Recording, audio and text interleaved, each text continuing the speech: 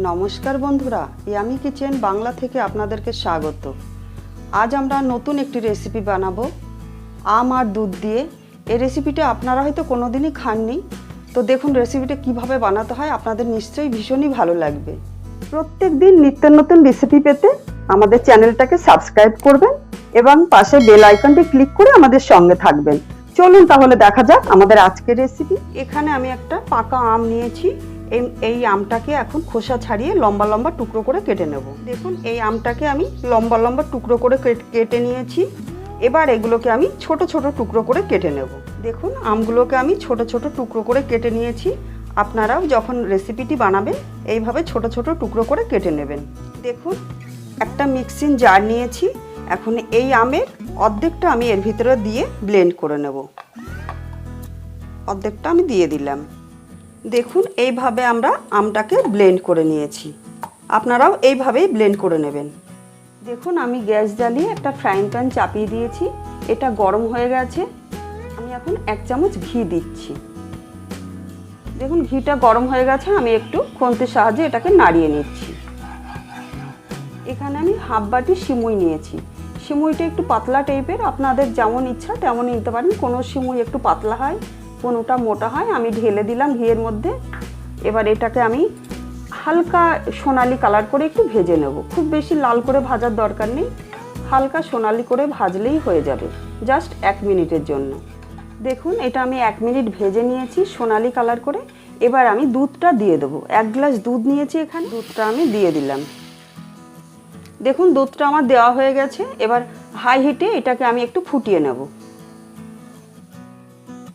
দেখুন 2 মিনিট ধরে আমি এইভাবেই নাড়ছি, বেশ গাঢ় গাঢ় হয়ে এসছে। এবার আমি হাফ বাটি চিনি দিচ্ছি। আমি সিমুই নিয়েছিলাম হাফ বাটি, ওই জন্য চিনিটাও আমি হাফ বাটি দিচ্ছি। তো আপনারা যদি মনে করেন চিনিটা বেশি বা কম দেব তাও দিতে পারেন, কেননা মিষ্টি কেউ কম বা বেশি খায়। তো এবার আমি চিনিটা নাড়িয়ে দিচ্ছি। চিনিটা আমি এইভাবে নাড়িয়ে গলিয়ে নেব।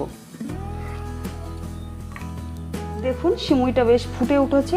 এবার আমি 2 মিনিটের জন্য ঢাকা দিয়ে দেবো, আর লো হিটে দিয়ে দেবো একদম। দেখুন বন্ধুরা আমি 2 মিনিট পর ফিরে এলাম। ঢাকনাটা এবার তুলে দেখব, প্রায় হয়ে এসছে। সিমুইয়ের সঙ্গে দুধটা প্রায় অ্যাবজর্ব হয়ে গেছে, সুন্দর হয়ে গেছে। এবার আমি দেব 1 চিমটি লবণ। মিষ্টিটাকে ব্যালেন্স করার জন্য এই লবণটুকু দিলে যে কোনো মিষ্টান্ন জিনিসের টেস্টটা ভীষণই ভালো হয়। এবার লবণটা দিয়ে আমি একটু নাড়িয়ে দিচ্ছি। দেখুন সিমুইটা আমাদের প্রায় হয়ে এসছে। ভিডিওটা ভালো লাগলে লাইক কমেন্ট শেয়ার করতে ভুলবেন না। এবার আমি গ্যাসটাকে অফ করে দেব আর 10 মিনিট ঠান্ডা হতে দেব। দেখুন সিমুইটা আমাদের একদম ঠান্ডা হয়ে গেছে, আর দেখতে কত সুন্দর হয়েছে। দেখুন আমি যে আমের পাল্পটা করে রেখেছিলাম ওই পাল্পটা এবার দিয়ে দিলাম। এবার পাল্পটা আমি খুন্তির সাহায্যে সিমুইয়ের সঙ্গে ভালো করে মিশিয়ে দিচ্ছি। দেখুন এটা খুব ভালোভাবে মেশানো হয়ে গেছে। এবার আমি এটাকে নামিয়ে নিচ্ছি। দেখুন আমাদের আম দুধ সিমাই রেসিপিটি একদম রেডি হয়ে গেছে সার্ভ করার জন্য।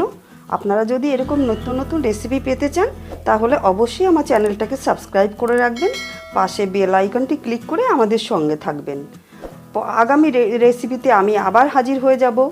ততক্ষণ ভালো থাকবেন, সুস্থ থাকবেন। ধন্যবাদ।